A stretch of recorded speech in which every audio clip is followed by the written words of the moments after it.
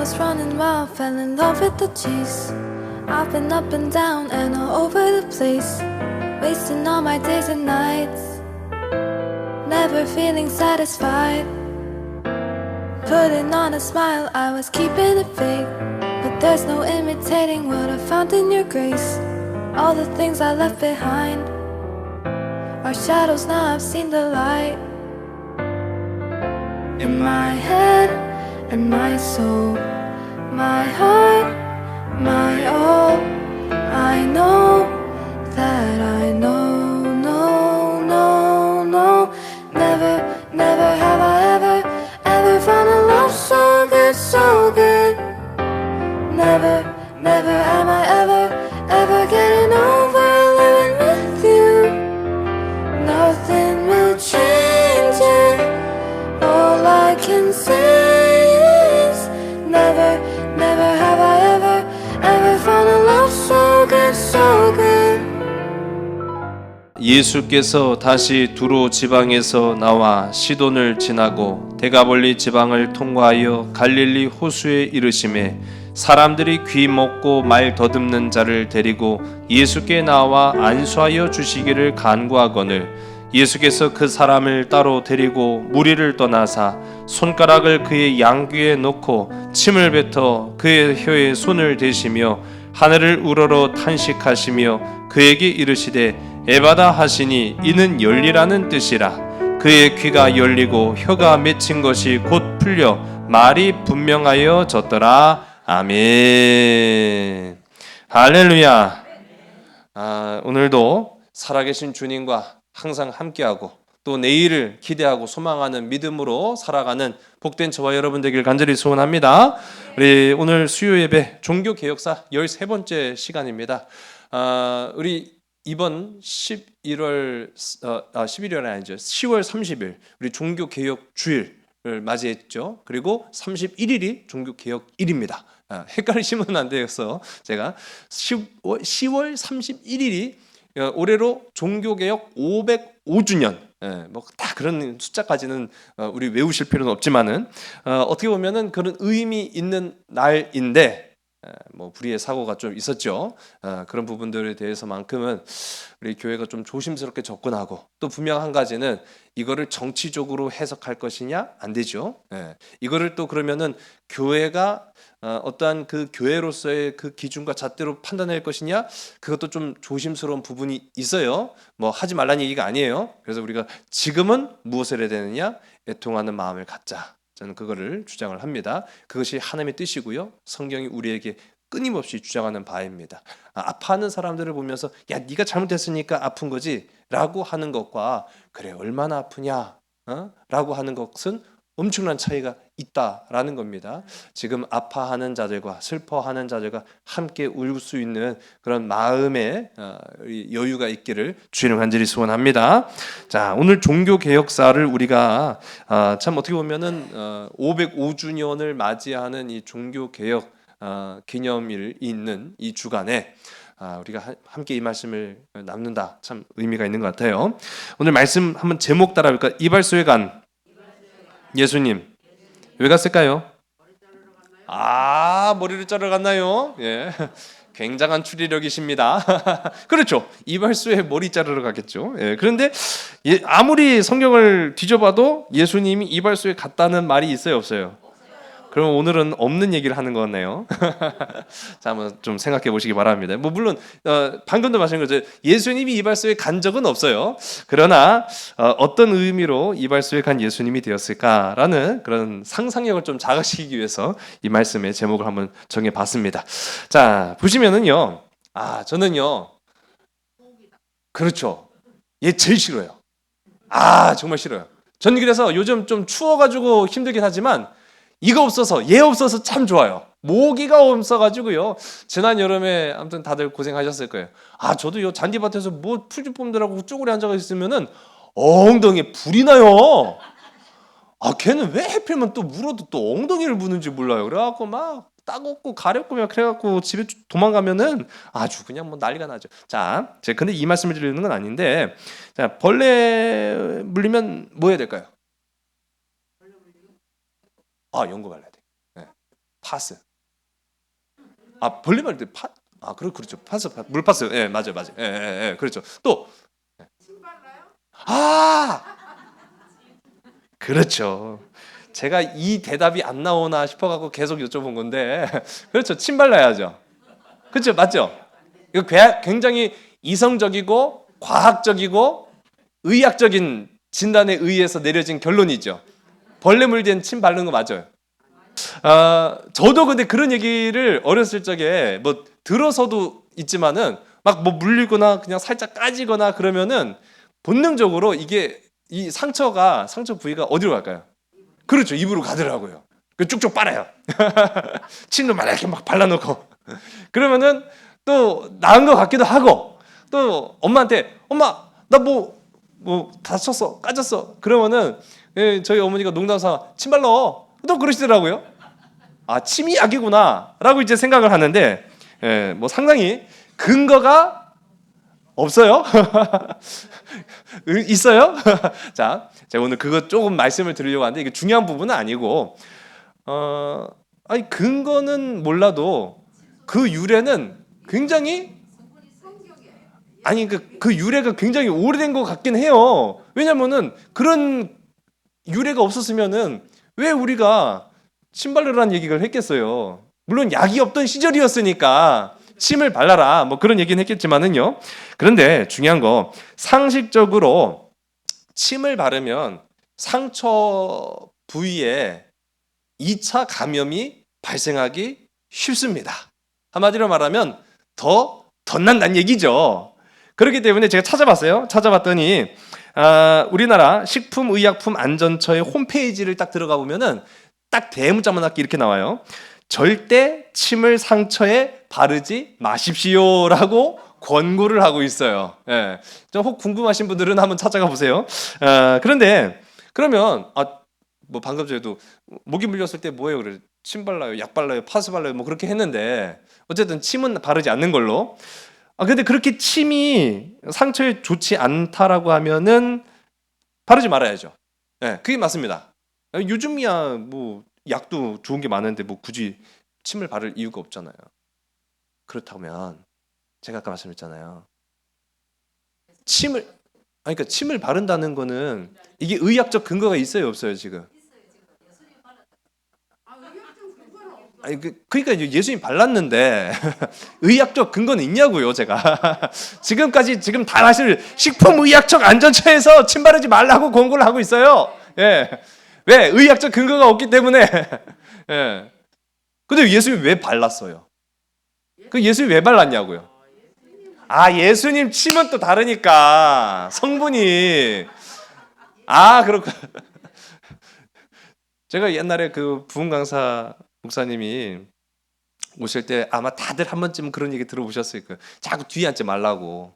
그 앞에 앉는 게 좋다고 하는데 그 근거로 하시는 말씀이 강사 목사의 입에서 튄 침은 로얄 젤이다. 제 말도 안 된다고요? 전 초등학교 때 그 말을 철석같이 믿었거든요. 그래갖고 그 침이라도 한번 맞아보려고 저 맨 앞줄에 앉았다니까요.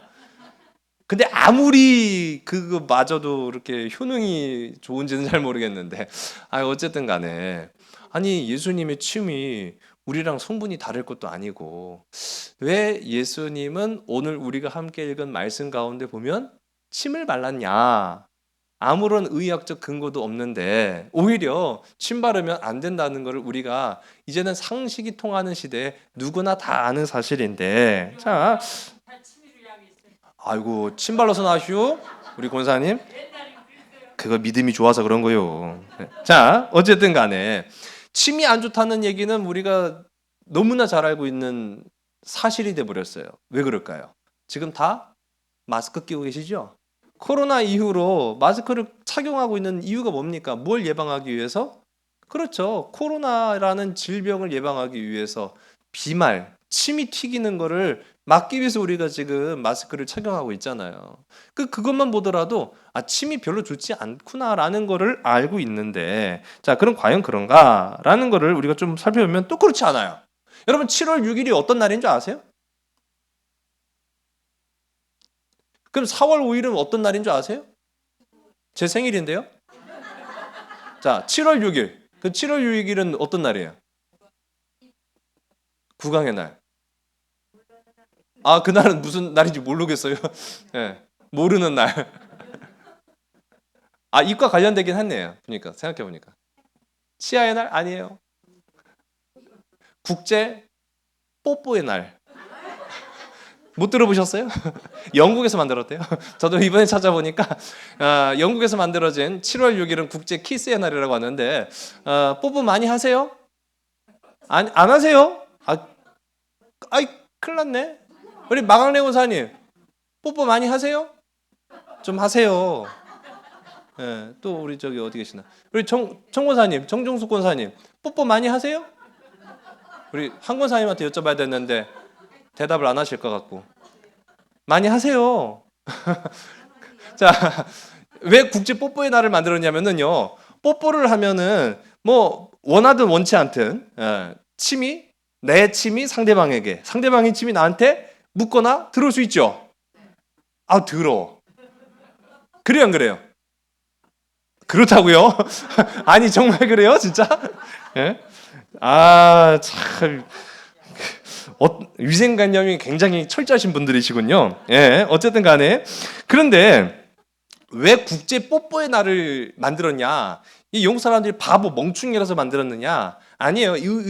영국 의학회에서 뽀뽀를 많이 하라고 권장하려고 만든 날이에요. 왜 그렇게 해야만 하느냐? 물론 남자끼리 하라는 얘기 아니고요. 여자끼리 하는 얘기 아닙니다. 예? 그 전혀 상관없는 그냥 사람끼리 하라는 것도 아니에요. 정말 사랑하는 사람끼리 하라는 얘기예요. 자, 근데 그 이유가 있어요. 이 뽀뽀를 통해서 인간의 건강이 증진될 수 있다라는 게 밝혀졌어요. 그게 왜 그런가 하고 더 이렇게 심도 있게 살펴보면은 물론 너무 이제 복잡한 얘기가 될 것 같아 갖고 제가 간략하게만 말씀드리면 침이 우리 몸 안에 이루는 좋은 현상들이 있다라는 거죠. 자, 첫 번째로는 박테리아가 제거된다고 합니다. 두 번째로는 면역력이 향상이 된대요. 자, 세 번째로는 옥시토신이 전달됩니다. 이거 물론 뽀뽀할 때 일어난 일이에요. 예. 뽀뽀할 때 이 상대방의 이 타액, 침이 내 몸 안에 들어오면서 일어나는 반응이에요. 옥시토신이라는 호르몬이 전달이 되면은 어떤 현상이 일어나냐? 불안감이 감소됩니다. 자, 또 그러고 하니까 또 집에 가서 뽀뽀 많이 할 생각하고 계신 거 아니에요? 또? 네. 자, 김철 고사님도 많이 하세요? 아니 왜 못해요? 입이 달렸는데 입 달렸으면 할 수 있는 거지. 하세요, 가서. 예. 자, 그리고 이 뽀뽀를 하게 되면은 알러지가 감소가 된다고 합니다. 그리고 혈압이 정상이 되고 노화를 방지할 수 있대요. 이 얘기 들으시니까 뭐 다들 그냥 막 오늘 계획 세우신 거 한 2시간씩 해야 된다고. 자, 근데 이것 말고도 이 뽀뽀라는 것이요, 뭐 물론 그런 여러 좋은 효과도 있는데 그것 말고도 침이 많은 게 건강에 상당히 좋대요. 이 건강이 악화되기 시작하면은 가장 먼저 사라지는 게 침입니다.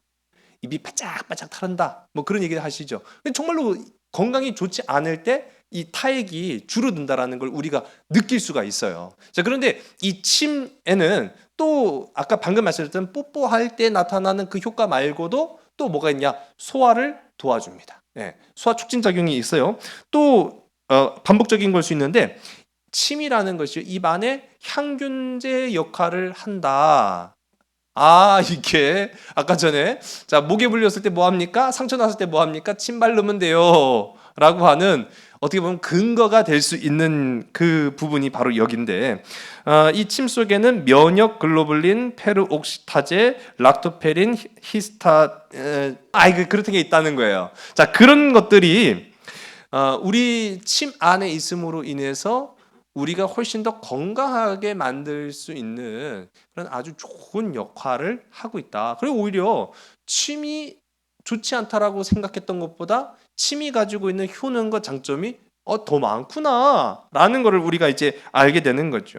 자, 그렇다고 한다면 침을 바르는 거는 그러고 보면 아주 근거 없는 의료 행위는 아니다라는 이제 생각을 갖게 되는 거예요. 물론 다 침 바르라는 얘기 아니에요. 제가 지금 드리는 말씀은 예, 더 좋은 약들이 많이 있어요. 예, 침보다. 자, 그런데 오늘 우리가 함께 읽은 이 마가복음 7장 말씀 말고도 예수님께서 침을 바르는 경우가 있었을까요? 없었을까요? 그렇죠. 또 있었어요. 예, 또 있음을 우리가 이제 보게 되는데, 특히 이제 우리가 함께 읽은 본문 마가복음 7장 그 다음에 마가복음 8장이 또 나옵니다. 마가복음 8장 22절서부터 26절까지의 말씀을 보게 되면은 예수님께서 지금 보지 마세요. 예, 베세다라는 곳에서 한 맹인을 만납니다. 근데 그 맹인을 치료해 주는 모습에서 침을 또 이용을 하십니다. 이제 화면을 이제 보시면 돼요. 23절 마가복음 8장 23절과 24절 두 절의 말씀을 읽습니다. 시작. 예수께서 맹인의 손을 붙잡으시고 마을 밖으로 데리고 나가사 눈에 침을 뱉으시며 그에게 안수하시고 무엇이 보이느냐 물으시니 쳐다보며 이르시되 사람들이 보이나이다. 나무 같은 것들이 걸어가는 것을 보나이다 하거늘. 아멘. 자, 예수님이요, 지금 우리가 잘 알고 있는 이 벳세다의 기적을 일으키시는 장면 속에 보면 예수님이 침으로 또 그 앞을 보지 못하는 장님이죠. 그 맹인에게 그 침으로 진흙을 이겨갖고 눈에 또 바르고 씻으라고 하고 뭐 그렇게 하는 과정이 또 등장해요. 다른 공간복음에도 나옵니다. 자, 그런데 이게 뭐 너 보이냐 그랬더니 뭔가 좀 희미하게 보이는 것 같은데, 이것만 해도 대단한 거죠. 굉장한 일이 일어난 거예요. 희미하게 뭔가 보이는 것 같은데, 저 나무처럼 걸어가 있는 게 사람이군요. 이 잘 보인다는 거예요? 못 보인다는 거예요? 이 개갈이 안 나네, 이게. 고쳐놓고 보니까 사람을 그냥 무슨 나무처럼, 나무 막대 같은 게 막 걸어가는데, 이게 사람인지 나무인지 잘 안 보이. 그게 예수님이, 침 발라갖고요? 그래가지고, 이 마가복음 8장 같은 경우에 보면은 예수님이 두 번 치료를 해주시는 장면이 나와요. 그래가지고 이 완치를 시켜버린 거죠. 자, 이런 경우도 우리가 보게 되면은 침을 왜 발랐는가 하는 궁금증이 또 생기는 거예요. 오늘 본문의 말씀에도 예수님이 침을 바르셨어요. 마가복음 8장에도 예수님이 침을 발라갖고 고치셨어요. 자, 왜 그러셨을까요? 침이 약이었네. 그때 그 부흥강사 목사가 목사 입에서 튄 침은 로얄젤이라고 했던 게 말이 틀린 말도 아닌가요? 침이 약이 맞아요? 근데 참 궁금한 것은 우리 참 많죠. 그런데 성경은 왜 침을 바르셨는지에 대한 이유에 관해서는 언급을 하고 있지 않아요. 그게 굉장히 좀 궁금한 부분으로 이제 남았단 말이에요. 자, 그런데 앞서도 제가 말씀드렸죠. 우리가 본능적으로 상처를 입에 갖다 대거나 또는 침을 발라서요. 우리가 방금도 면역 글로불린, 페르옥시타제, 락토, 이거 2000년 전 사람들이 알았을까요? 예수님께서 이르시다.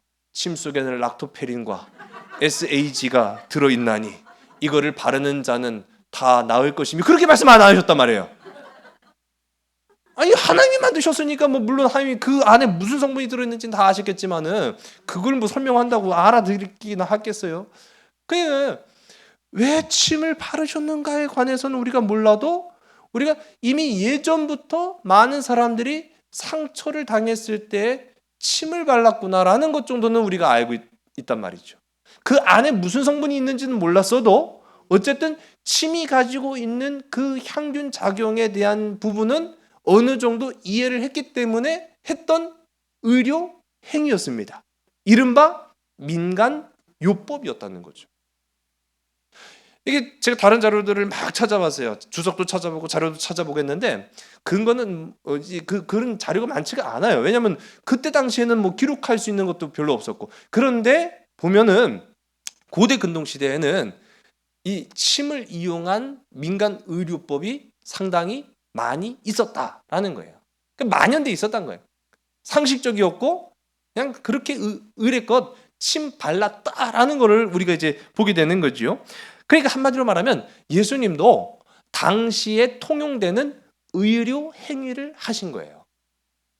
자, 우리가 함께 살펴보는 이 종교 개혁 시대도 크게 다르지가 않습니다. 인류에 상당한 영향력을 미쳤다. 제가 지난 시간 뭐 계속 지금 말씀드려 왔어요. 이 종교 개혁이 모든 인간이 살아가는 삶의 부분과 영역에 직접적이진 않아도 간접적으로 또는 직접적이기도 해요. 그렇게 영향을 미쳐왔고 우리의 삶을 완전히 바꿔놨어요. 그래서 지난 시간엔 과학 분야, 또 그 이전에는 미술과 예술, 인문 분야에서도 이 종교 개혁이라는 이 흐름이, 바람이 유럽뿐만 아니라 전 세계에 영향을 미쳐는 굉장한 그런 이 시대였다라는 걸 우리가 함께 살펴봤습니다. 근데 오늘 우리가 또 좀 한번 살펴볼 게, 물론 깊이까지는 볼 수가 없지만은 의학 분야에도 종교 개혁 시대에는요 상당히 많은 변화가 있어 왔다라는 걸 우리가 알게 돼요. 전에는 사람을 고친다라고 하는 것, 병들었거나 또는 상처가 났거나 그런 걸 이제 그런 부분들을 질병을 치료한다라고 하는 것이요 전공이 굉장히 모호했습니다. 물론 의사가 존재했어요. 근데 의사가 존재는 하긴 했지만은 이 의학의 분야가 어디에 영향을 받을 수밖에 없었을까요? 의학이 누구의 영향, 누군가의 영향을 받아요. 한방의 영향을 받았다고요? 제가 귀가 잘 안 들려가지고. 네. 그러니까 의학이 어디에 영향을 받았느냐, 제가 그걸 말씀드리는 거예요. 그렇죠. 교회. 이 의학이라는 분야조차도 교회의 영향력 아래에 있었기 때문에 이게 굉장히 활발할 수가 없었어요, 그동안에는. 제가 지난 시간에도 잠깐 말씀드렸지만은 수혈이라는 게 피를 주고받는 거 아니에요. 근데 이 피를 주고받는 행위를 통해서 사람을 살릴 수 있다라는 거를 밝혀낸 게 얼마 되지 않습니다. 근데 그 이전에도 이 피를 주면은 살 수 있을까라는 생각은 해봤어요. 근데 감히 시도를 못한 거예요. 왜? 피는 거룩한 거니까. 피는 생명이니까. 피는 하나님이 주신 건데 그걸 누구 마음대로 줬다 뺐다 해. 안 돼. 교황이 한마디 해버리니까 아예 그거 자체를 금지를 시켜버렸어요. 전에 했던 말씀 기억하시는 분 아실 거예요. 그래서 그냥 그래도 한번 피를 줘볼까? 라고 했던 게 누구 피를 줬죠? 기억 하나도 못 하시는구나. 양피를 줬죠. 양피. 이게 성경을 전혀 모르는 사람들이 아니었던 거예요. 어린 양의 피로라고 하는 성경의 말씀이 있으니까 한번 사람한테 양피를 줘볼까? 다 죽어버리고. 예.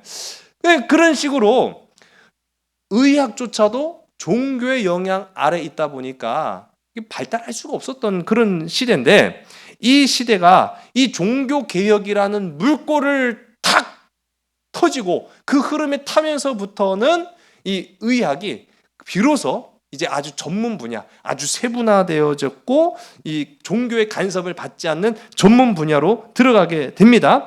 자, 그러면서 이제 이 종교 개혁 시대 이후보다 자유로운 의학 연구 분야, 이제 우리가 이제 지금 시대에 살고 있잖아요. 종교 개혁 시대를 이후에 살아가고 있는 우리는요, 의학이라고 하는 분야는 굉장히 전문 분야이면서도 이 의학으로 어떻게 보면 웬만하면은 못 고칠 병이 없다. 뭐 그렇게 이제 자만하는 그런 시대를 우리가 살고 있잖아요. 전에는 불치의 병이라고 여겼던 것들이 있었어요. 근데 이 종교 개혁 시대에 비로소 아니야, 그건 더 이상 불치의 병이 아니야, 고칠 수도 있고 살 수도 있는 병이야 라고 하는 사람들의 생각에 의식 전환이 이때 많이 이루어지기 시작합니다. 오래된 인류의 질병들이 있어요. 대표적인 것들 뭐가 있을까요? 옛날부터 있었던 병.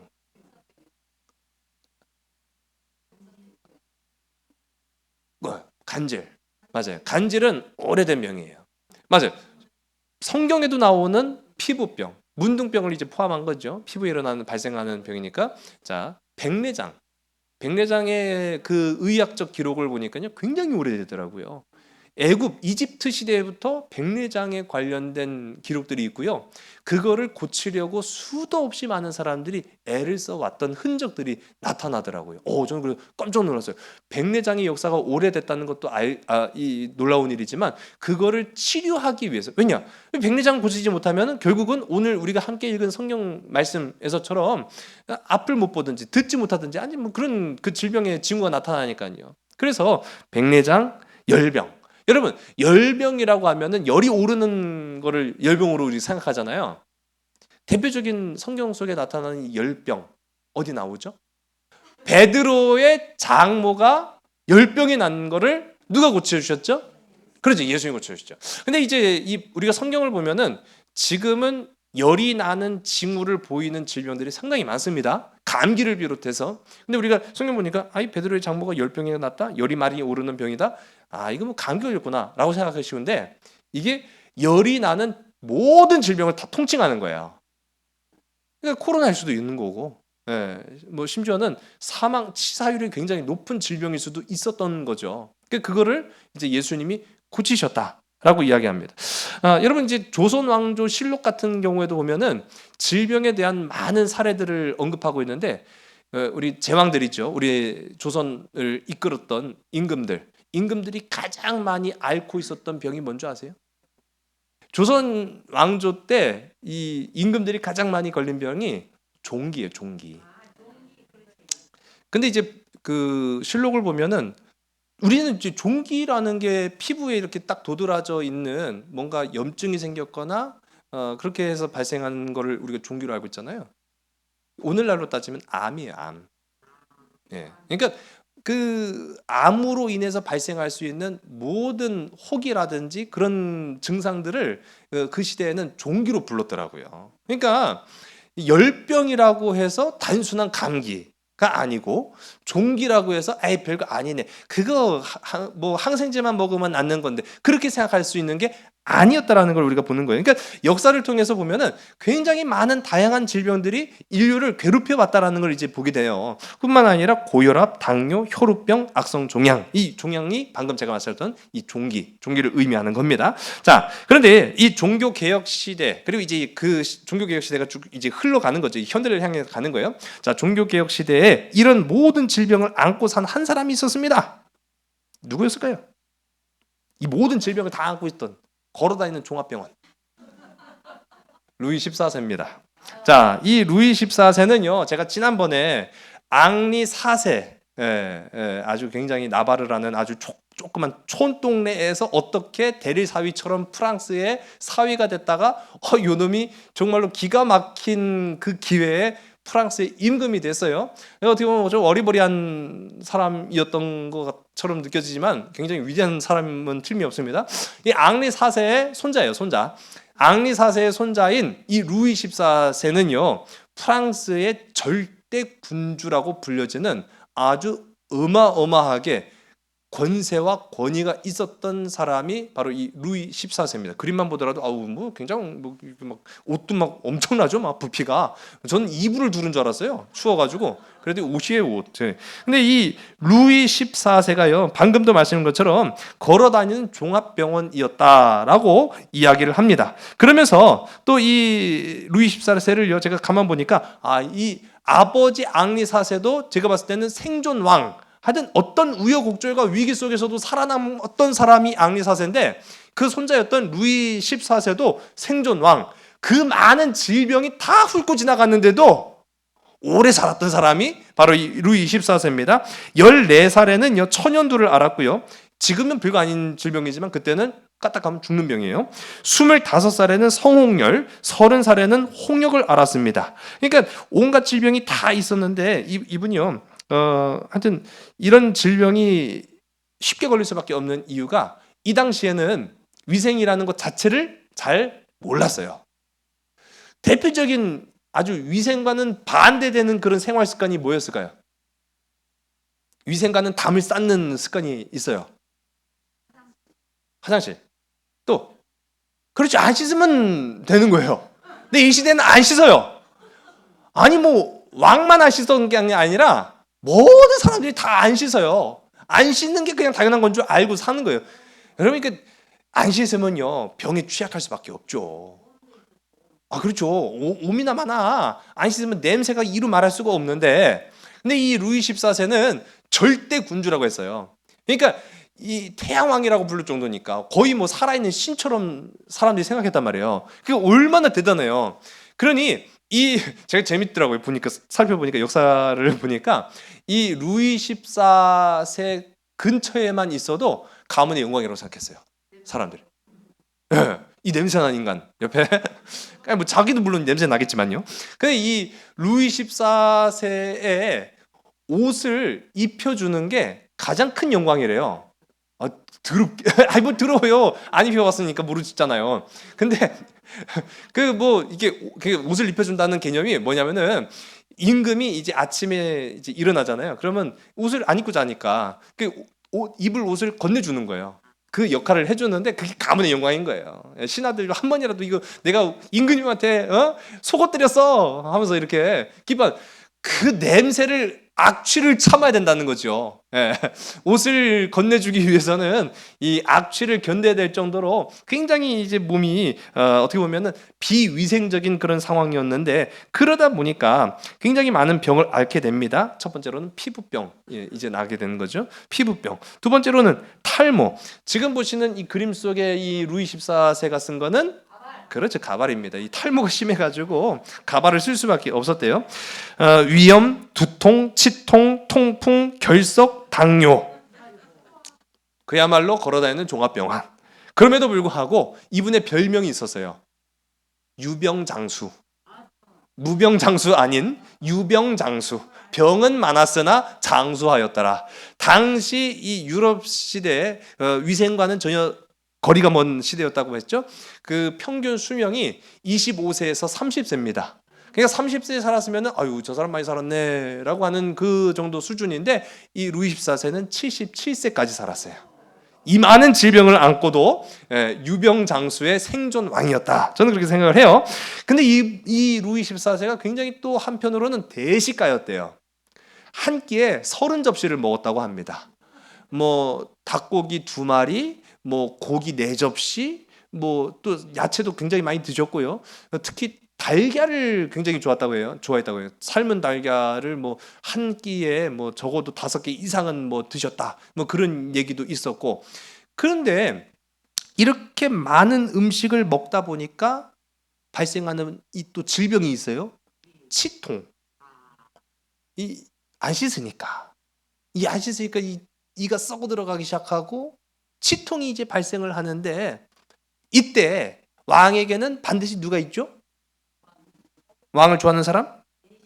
넷이요? 주치. 왕의 몸 상태를 이제 보존해주는 주치의가 있었는데, 이분이 안투안 다캥이라는 이름이 좀 이상해요. 다캥. 이 왕의 주치의를 잘못 만났어요. 그 원인을 분석하는 거예요. 임금이시여, 만병의 근원은 치통이 오니. 어떻게 하는 게 좋을까요? 이빨을 빼야. 이를 뽑으시옵소서. 정말 뽑아야 돼? 이제 처음에는 루이 14세가 그랬겠죠. 아니 그 참으시겠습니까? 그 참으면은 이거 화면에도 보이지만은 몸에서 나는 냄새도 냄새지만은 이 치통이 생기면은요 입안에서도 엄청난 냄새가 날 거 아니에요. 그거 참으시려면 참으시고요. 아니면은 썩 시원하게 뽑죠. 자, 고민을 하다 끝에 루이 14세가 뽑자라고 했어요. 자, 그래서 뽑습니다. 그런데 이 다케는 특기가 있었는지 몰라도 루이 14세의 이를 다 뽑습니다. 그냥 모조리 다 뽑았어요. 마취도 없던 시설이에요. 근데 이 이를 다 뽑는 과정에서 여러분 생각해보세요. 그러니까 멀쩡한 이도 있었을 거 아니에요. 그 멀쩡한 생리를 뽑으려니까 막 벤치 동원하지요. 막 사람들이 막 사지 붙잡지요. 막 발버둥 치는 거를 막 뽑아내지요. 그러니까 얼마나 격렬했겠어요. 턱뼈가 부러져요. 턱뼈가 부러지고 입천장에 구멍이 뚫려요. 근데 이 다캥이라는 의사, 얼마나 의학 지식이 충만했는지 임금이시여 입천장에 구멍이 났으니 이거를 해결할 수 있는 방법은 달군 쇠로 지지는 것밖에 없습니다. 이건 무슨 임금을 고문해도 이런 고문이 어디 있어요. 그래갖고 구멍난 입천장을 인두로 지졌어요. 그것도 4번이나 지졌어요. 그랬더니 어떻게 됐을까요? 더 큰 구멍이 생겼어요. 그래갖고 일화에 보면은 이 루이 14세가 포도주를 마실 때마다 코로 나왔대요. 괜히 뭐 말 다 있죠. 어쨌든 간에 이렇게까지 이를 다 뽑으면 해결될 줄 알았는데 어떻게 되겠습니까? 그렇죠. 이가 다 없으니까 오히려 먹기만 불편한 거예요. 그 요리사들만 괴롭혔다고 해요. 고기는 좋아하는데 씹을 수는 없고. 그러니까 무조건 12시간 이상씩 삶았거나 이렇게 끓여서 그 아주 완전 야들야들한 그런 고기만 잡수셨다는 얘기가 있습니다. 자, 그런데 그러다 보니까 또 소화불량이 생기고 소화불량이 생기다 보니까 수시로 화장실을 가야만 하고. 자, 근데 이게 수시로 화장실을 가도 이게 어떻게 보면은 변비가 된 거예요. 시원하게 해결을 못 보고. 그러니까 죽겠는 거죠. 한마디로 말하면은. 그렇게 죽겠는 분이 77세까지 살았으니 그 당시에 평균 수명의 2배 이상을 살았으니까요. 대단한 겁니다. 자, 그러니까 앉아있다가도 화장실 가고 앉아있다가도 화장실 가고 회의를 하다가도 화장실 가고. 야, 안 되겠다. 차라리 의자에다가 변기를 달아라. 이게 지금 보시는 이 의자가 그냥 의자가 아닙니다. 제가 보시면은 가운데가 뚫렸어요. 뚫렸어. 그 여기 앉아 있으면은 회의하다가도 똥 싸고, 예. 뭐 하다가도 똥 싸고, 뭐 그렇게 하면 이렇게 되는 거예요. 아니 뭐 그런 거죠. 뭐 그러니까 뭐 하여튼 이렇게 되다 보니까 이 뭐가 악화될까요? 그래서 그러니까 소화불량이 됐고 이게 변비가 됐고. 그 변비가 찼다 보니까 자꾸 앉아서 싸게 되고 그냥 계속 앉아서 이 양반은 싼 거예요. 그러니까 결국은 치질이 온 거예요. 치질. 화장실에 오래 앉지 마시기 바랍니다. 자, 그러니까 이 왕이 치질까지 생긴 거예요. 얼마나 창피해요. 또 이게 왕인데 엉덩이 까고 그냥 뭐 그래 할 수도 없고. 그러니까 굉장히 고통스러웠단 말이에요. 근데 이거 치료는 해야겠고. 그러니 루이 14세가 명을 내립니다. 모든 나라에 수소문해서 아주 용한 의사를 데려와 나의 치질을 고쳐라. 자, 이렇게 명령을 내렸단 말이에요. 자, 그렇게 해서 루이 14세가 이 치질을 고치기를 간절히 학수고대를 했는데, 자, 여러분, 치질은 어떻게 고쳐야 될까요? 어머나, 잘라내요? 요. 그렇군요. 제가 치질 수술을 뭐 직접 본 건 아니라 갖고. 근데 그럼 치질을 이게 고치려고 하면은 이게 내과예요, 외과예요? 외과요. 경험 있으신 것 같아요, 보니까. 그렇죠. 이게 수술적인 방법으로 해결해야 된다라고 생각을 하니까 외과가 당연한 거죠. 그 신체를 자르거나 꼬매거나 하는 그런 분야를 우리는 이제 외과라고 이제 많이 알려져 있잖아요. 이 시대에는 그렇게 몸의 신체를 자르거나 꼬매거나 하는 거를 별로 그렇게 좋게 보지 않았습니다. 한마디로 말하면 아이고 사람 몸이나 자르고 꼬매고 있고 그렇게 이제 생각을 했단 말이에요. 그러다 보니 외과적인 측면은 아예 다루지를 않았어요. 그러니 이런 질병 같은 경우에는 고칠 방법이 없잖아요. 근데 하긴 해야겠고 그러다 보니까 그 업무를 주로 누가 하느냐? 칼을 잘 쓰는 사람. 먼저 얘기하시면 안 돼요. 그런 일을 잘하는 사람을 찾는 거예요. 그런 일들 잘하는 사람이 칼 잘 쓰거나 가위 잘 쓰거나. 칼 잘 쓰는 사람이 누구 있었을까요? 칼 잘 쓰는 사람. 자꾸 이발소 하면 안 돼. 제가 먼저 앞서가시면 안 된다니까요. 사형 집행인이에요. 사형 집행인. 사형 집행이 아니 요리사는 고기만 썰어봤지 사람 썰어봤어요? 그러니까 사람 잘 써는 사람이 사람을 고치기도 잘하는 거예요. 그러니까 사람의 구조를 아니까. 그래서 칼 잘 쓰는 사람은 사형집행인이었어요. 가위 잘 쓰는 사람은 우리가 잘 아는 것처럼 이발사. 자, 그리고 우리 이발소 이제 표시가 있습니다만은 이발소를 상징하는 이 삼색 조명등이 있어요. 이 삼색 조명등의 상징이 이때부터 유래됐다라는 얘기가 있습니다. 하얀색은 붕대를 상징하고요. 빨간색은 정맥, 파란색은 동맥. 이게 돌고 있는 거예요. 예.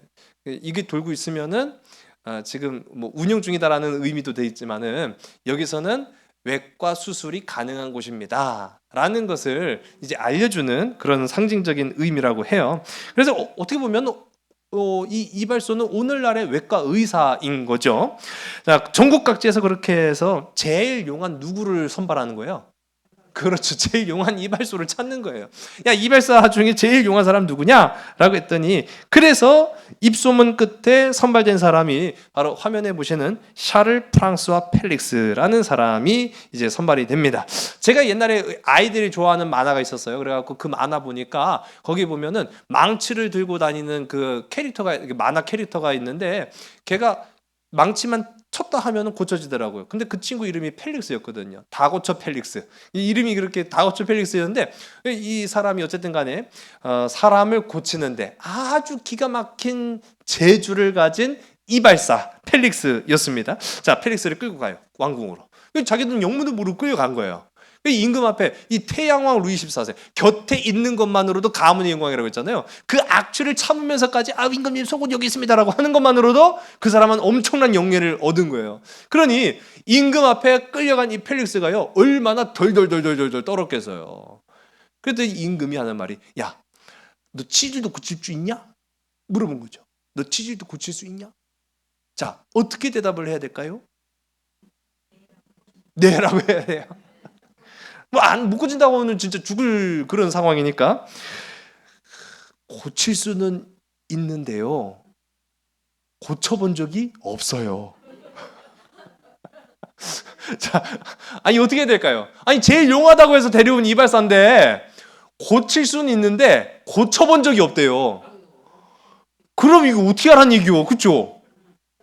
그러니 이 펠릭스라는 사람이 덜덜덜 떨면서 임금님 연습해보면 안 될까요? 연습해보고 고치면 안 될까요? 라고 이제 말을 합니다. 그러자 루이 14세가 그래, 오케이. 내가 너한테 전권을 줄게. 너 연습 많이 해보고 실력이 되면 그때 나를 고쳐라. 라고 얘기를 합니다. 자, 여기서 말하는 그 연습이라는 건 누구를 상대로 연습하라는 거예요? 그렇죠. 사람을 상대로 연습을 하는 거예요. 자, 뭐 아주 다 세밀한 부분까지 제가 말씀드리기 어려운데 똥꼬를 열어요. 손가락을 집어넣습니다. 너무 많은 상상을 필요하지 않아요. 그리고 치핵이라고 불려지는 그 치질의 그 원인을 끄집어내요. 자, 이걸 어떻게 하면 좋을까요? 그때부터 잘라야 돼. 죽었어요.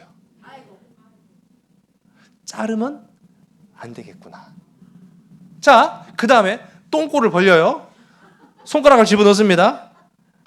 더러운 일이에요 이거 진짜. 그러니 불려갔죠 뭐. 자, 치즈를 꺼내요. 어떻게 할까 이제? 저는 자르니까 죽었어요. 살짝 썰어요? 아니 전에 자른 거랑 살짝 썬 거랑 뭔 차이가 있어요? 그렇죠. 맞아요. 지지면 되죠. 지졌더니 죽었어요.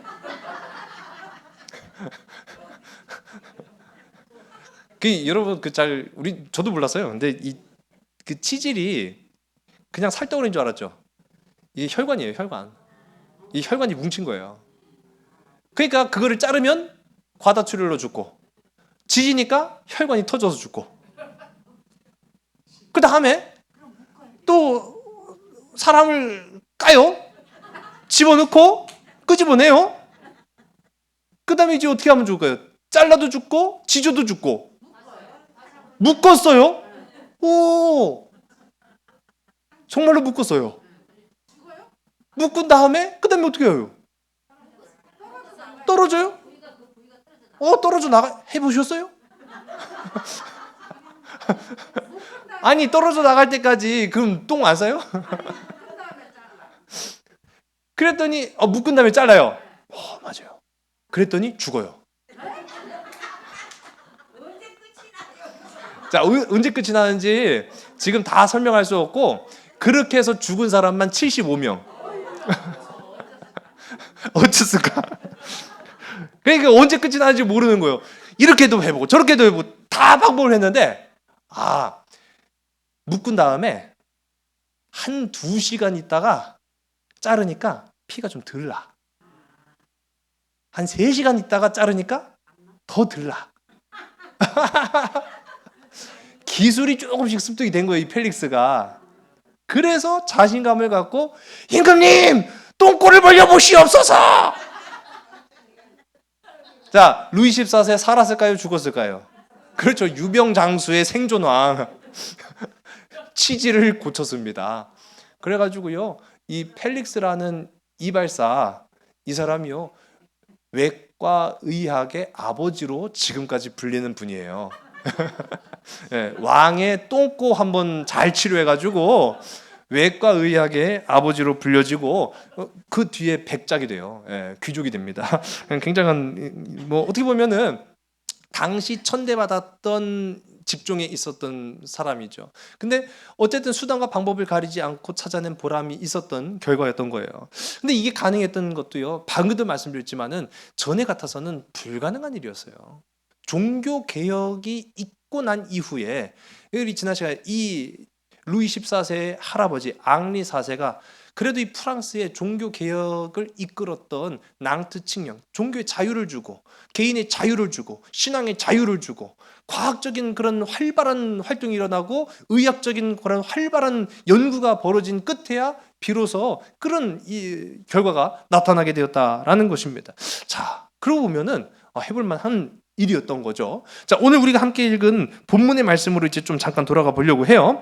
오늘 우리가 함께 읽은 이 본문의 말씀 마가복음 7장 31절부터 35절을 보게 되면은 앞서 처음에 제가 말씀드렸던 것처럼 마가복음 8장의 내용하고 약간 겹치는 부분이 있어요. 침으로 치료한 부분은 약간 겹치는 그런 부분이었죠. 그뿐만 아닙니다. 맹인을 고친 장면이었다. 이제 8장에서는 맹인을 고쳐요. 그런데 오늘 우리가 함께 읽은 7장에 보면은 귀머거리예요. 그러니까 귀머거리와 맹인을 고친 그 말씀이 어떻게 보면 이 마가복음 7장과 8장은 짝을 이루는 말씀이다. 그렇게 이제 봅니다. 오늘 우리가 함께 읽은 32절, 우리 말씀 32절의 말씀을 보겠습니다. 함께 읽습니다. 시작. 사람들이 귀 먹고 말 더듬는 자를 데리고 예수께 나와 안수하여 주시기를 간구하거늘. 아멘. 자, 귀 먹고 말 더듬는 사람이 이제 예수님 앞에 나옵니다. 자, 그럴 때 예수님은요, 그 사람을 그 많은 무리 가운데서 따로 데리고 가서 이제 치료를 하시는 그런 장면이 나타나요. 우리 33절의 말씀을 보겠습니다. 시작. 예수께서 그 사람을 따로 데리고 무리를 떠나사 손가락을 그의 양귀에 놓고 침을 뱉어 그의 혀에 손을 대시며. 아멘. 자, 여기 보면은 이 치료의 과정이 아주 세분하게 나와요. 첫 번째로는 뭘 사용하셨죠? 뭘 사용하셨어요? 그렇죠. 손가락을 사용하셨다라는 게 나와요. 자, 이것도 우리가 좀 생각해 볼 필요가 분명히 있습니다. 이 시대는 의학이 발달한 시대도 아니었을 뿐만 아니라 어떠한 도구가 굉장히 많은 시대도 아니었어요. 물론 도구가 없지는 않았습니다. 자, 그런데 예수님께서 손가락을 사용하셨다라는 것만으로도 뭔가 어떻게 보면 이게 의학적인 의료 행위였다라는 걸 우리가 보게 되는 거죠. 두 번째, 뭘 사용하셨죠? 그렇죠. 그러니까 보세요. 들리지 못하고 말 잘 못하는 사람이 와요. 손가락을 이렇게 넣고, 자, 그 다음에 어떻게 하셨죠? 침을 탁. 그게 아니구나. 이 손을 빼요? 손을 안 빼고 혀를 내밀라고 하고 거기다 침을 뱉으셨어요? 귓구녕부터 뚫고 그 다음에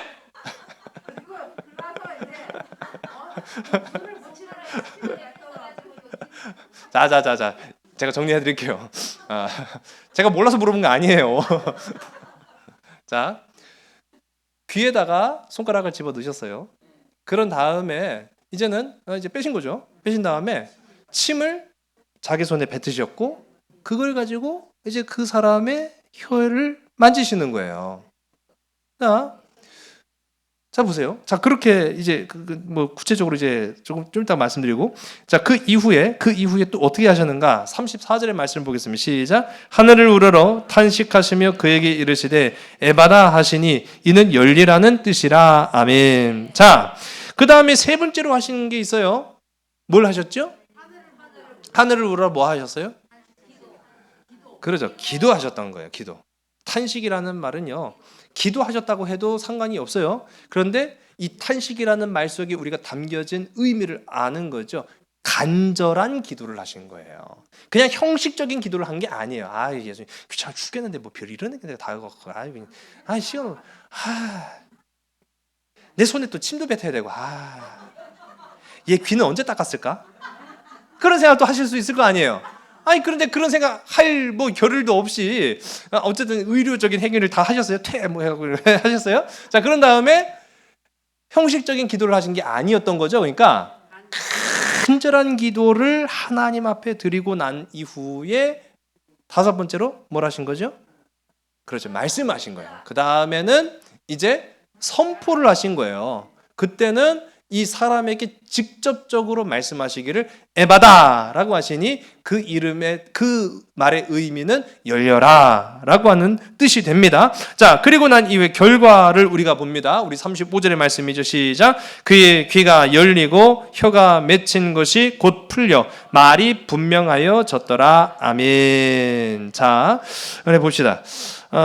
침을 사용하셨고 손가락을 이용을 하셨고 그리고 탄식 기도를 하셨고 에바다라고 말씀을 하셨습니다. 이런 모습들을 보게 되면은 우리가 알 수 있는 게 있어요. 굳이 왜 예수님께서 손가락을 이용하실 필요가 있었을까? 굳이 왜 예수님께서 침을 뱉으실 필요가 있었을까? 굳이 왜 예수님께서 탄식하시며 기도할 필요까지 있었을까? 우리는 맨 마지막에 그 네 번째 이루어졌던 에바다라고 하는 그 표현만 있으면은 충분하지 않았을까라는 생각을 해 봅니다. 그래요, 안 그래요? 그렇죠. 충분히 가능. 왜냐면요, 제가 이거 오늘 본문에 우리가 함께 읽지는 않았습니다만은 오늘 우리가 함께 읽은 본문 전에 수로보니게 여인을 대하실 때의 장면이 나타나요. 이 수로보니게 여인은요, 자기 딸이 지금 죽게 생긴 거예요. 그래서 예수님한테 와갖고 이런저런 옥신각신 신랑이가 벌어집니다. 물론 예수님은 의도하신 부분들이 있어요. 근데 맨 마지막에 예수님이 뭐라고 하셨어요? 그냥 가라고 했어요. 그냥 가라. 그냥 가라고 했어요. 그게 다예요. 예. 네. 가라고 했어요. 아니 그 말씀 필요 없어요. 그 말 다 필요 없고 뭐 이방인이고 뭐고 그거는 의료적인 치료 행위가 아니잖아요. 예수님이 그 수로보니게 여인의 딸을 고칠 때 하신 표현은 돌아가. 나았을 거야. 그 말이에요.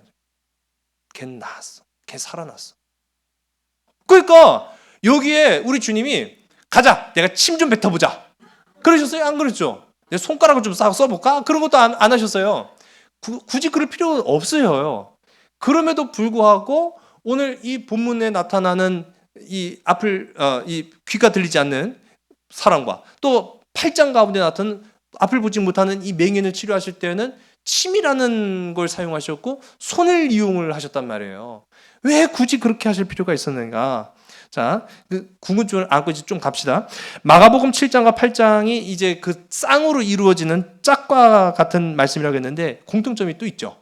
침을 이용했다는 거 말고도 또 어떤 공통점이 있냐면은 이 치료의 사역을 마치신 이후에 말하지 마. 너 어디 가서 말하지 마. 그 얘기를 하셨는데 어떤 일이 벌어지죠? 그렇죠. 우리도 그냥 막 소문 내지 말라 하면 가갖고 그냥 막 소문은 다 내고 다니죠. 왜 이런 공통점이 나타나는가라고 우리가 이제 볼 수 있는데 예수님에 관한 이 사역의 역사를 보게 되면은 모든 것이 다 복음이죠. 복음은 막을 수가 없는 일이에요, 사실은. 그리고 이 말씀 가운데도 우리가 보지만은 수로보니기 여인을 고친 것과 앞을 보지 못하는 사람과 듣지 못하는 사람을 고치는 그런 모든 일련의 과정들을 보면은 하나님은 고치신다라는 걸 우리가 알 수 있어요. 예수님은 고치시는 거예요. 예수님은 보게 하시고 듣게 하시고 말하도록 하시는 분이 바로 나를 치료하시는 예수님이시다 라는 걸 아는 거죠. 우리 이사야 성경 35장 5절과 6절 우리 두 절의 말씀을 우리 화면을 보고 함께 읽습니다. 시작. 그때 맹인의 눈이 밝을 것이며 못 듣는 사람의 귀가 열릴 것이며 그때 저는 자는 사슴같이 뛸 것이며 말 못하는 자의 혀는 노래하리니 이는 광야에서 물이 솟겠고 사막에서 시내가 흐를 것임이라. 아멘. 여러분, 이사야는 예수님의 오심을 미리 말한 사람이에요. 근데 그 예수님은 어떤 모양과 어떠한 현상을 가지고 이 땅 가운데 오시는 분이냐라고 하면 우리를 고치시는 주님, 못 보는 자를 보게 하시고 듣지 못하는 자에게 듣게 하시며 말하지 못하는 자를 말하게 하시고 뛰어다니게 하시기도 하며 우리를 살아가게 하시는 하나님이라고 이야기하고 있어요. 그러니까 앞서도 우리 주님은요, 굳이 손가락을 이용하실 필요도 없고 침을 사용하실 필요도 없어요. 근데 왜 그렇게 하셨느냐? 그 시대에는 이게 통용되는 방법이었어요. 우리 주님이 그렇게 보여주신 거예요. 저는 그래서 의사, 이건 하나님이 주시는 거라고 저는 생각해요. 저는 병원 신방할 때도 항상 기도하는 부분 중에 하나가 바로 그거예요. 하나님, 이 의원의 손길을 통해서, 간호사의 손길을 통해서 병자를 위로하게 하시고 다친 자를 고쳐주게 하여 주시옵소서. 왜 그 가능할까요? 우리 주님도 그렇게 하셨기 때문에. 우리 주님도 그 시대 많은 사람들이 상처에 바를 약이 없어요. 침이라도 바른 거예요. 우리 주님이 침 발라주신 거예요. 저 침 발라라고요? 아니요, 권사님, 그건 하나님이 살리신 거예요. 네? 자, 그러니까 우리 주님은요, 모든 인류가 통용할 수 있는 방법을 다 사용하신 거예요. 그토록 우리를 사랑하신다는 뜻입니다. 나를 살리신다라고 한다면은요, 수단과 방법을 가리지 않는 분이 바로 우리 주님이시다라는 것을 오늘 이 말씀을 통해서 우리가 발견하게 된다라는 사실이죠. 여러분, 이제 한 주일 동안 이 말씀 여러분 삶 속에 기억하시면서 적용해 보시기 바랍니다. 하나님은 인류를 사랑하기 위해서요, 종교 개혁을 사용하셨고요, 과학의 발달도 사용하셨고 의학도 사용하셨습니다. 아주 중요한 것은요, 오늘 나를 사용하신다는 거예요. 나를 사람을 살리는 도구로 사용하신다라는 사실이에요.